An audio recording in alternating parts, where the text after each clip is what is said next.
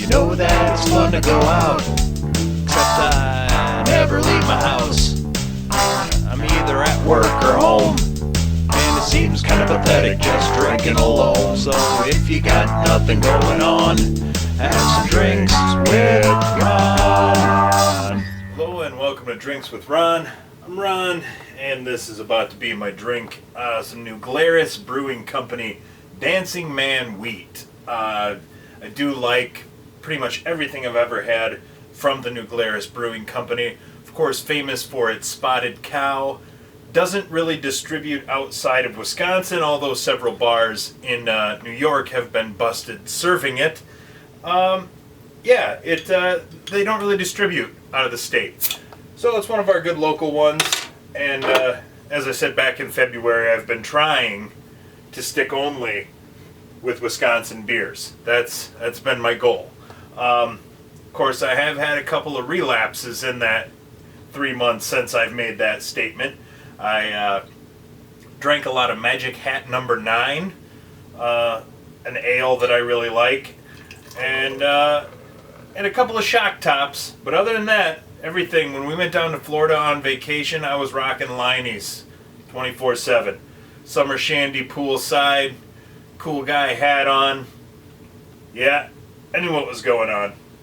So I am trying to stick with the Wisconsin beers. This one, a wheat, and a Hackershore Weiss, if I am correct. I believe Weiss is usually a wheat beer. Not sure. I'm saying it's going out of my drunken memory. So I got a couple of these in a variety sampler pack that I bought the other day.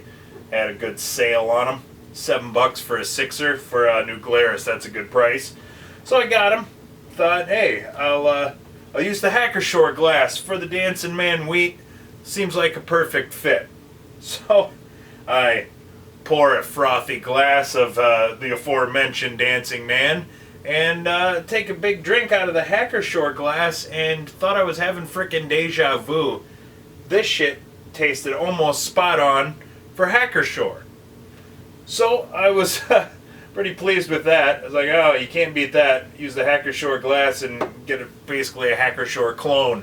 So can't wait to delve into this one. I was going to do big drinks with Ron and make a big point and go off on a 4-minute top of my head tirade about how I'm right about something. But I just don't have any energy left in me. I've been dicking around in the garden, the yard, and around the house, spraying for bugs, spraying some shit on windows, sealing, looking for places to caulk. My hands are killing me, and my camera wouldn't cooperate, so I just spent the last 20 minutes ripping my digital camera apart with tiny little screws, and couldn't quite get it fixed. But I digress. It's been a long day, and I just need a wheat beer to really drive it home. So it just seems like everything's going to shit all at once. You know how that goes. One thing breaks, 7 more things break.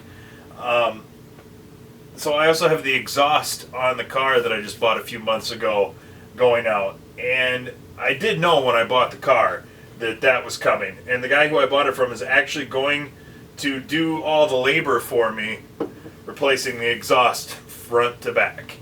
I just have to pony up the cash, order all the parts, and get them here. So I've been trying to do it online, save myself a couple bucks. As I say, I am the quintessential cheap Irishman. And I'm looking online, found a good site. Give it the swirl on the bottom. You know the drill. Found a site, looks like it has everything for my car. Well, I'm not quite sure. You know, some of these parts come together. The part I ordered for the catalytic converter, it all comes in one unit. So some of them, they're together, so I'm not quite exactly sure. But one of the parts I need is a resonator.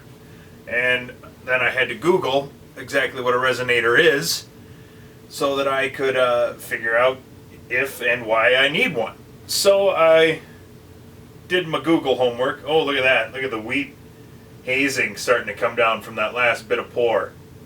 I love that. That wheat hanging at the bottom of the bottle, so give it a little swirl and dump it in there and watch it drop in. There's some flavor in there. like I said, I paid for that wheat. I'm going to be drinking it.